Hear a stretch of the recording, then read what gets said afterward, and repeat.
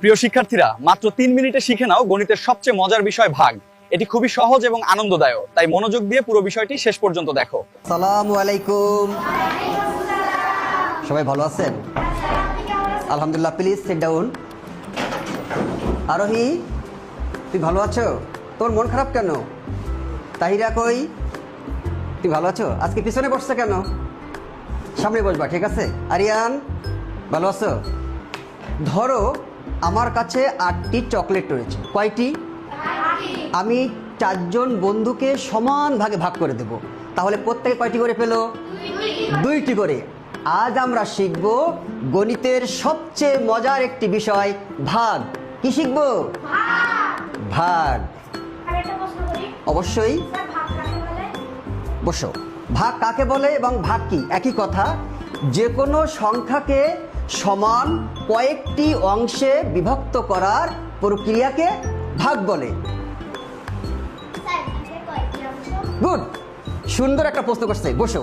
ভাগের 4টি অংশ জানো তোমরা? নামগুলো কি জানো না? ভাগের 4টি অংশ: 1 ভাজ্য, 2 ভাজক, তোমরা নাম শুনেছো? 3 ভাগফল, 4 ভাগশেষ। এই 4টি ভাগের অংশ। অনেক সুন্দর একটা প্রশ্ন করছে। ভাজ্য, ভাজক, ভাগফল এবং ভাগশেষের ব্যাখ্যা।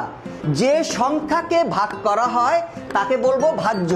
যে সংখ্যাকে ভাগ করা হয়, যে সংখ্যা দ্বারা ভাগ করা হয় তাকে বলে ভাজক। বসো। ভাগ করার পর প্রাপ্ত ফলকে বলবো ভাগফল, এবং ভাগ করার শেষে অবশিষ্ট যেটা থাকে তাকে বলে ভাগশেষ। মনে করো 15কে আমি 4 দিয়ে ভাগ করব। 3 এ 4 12, 3।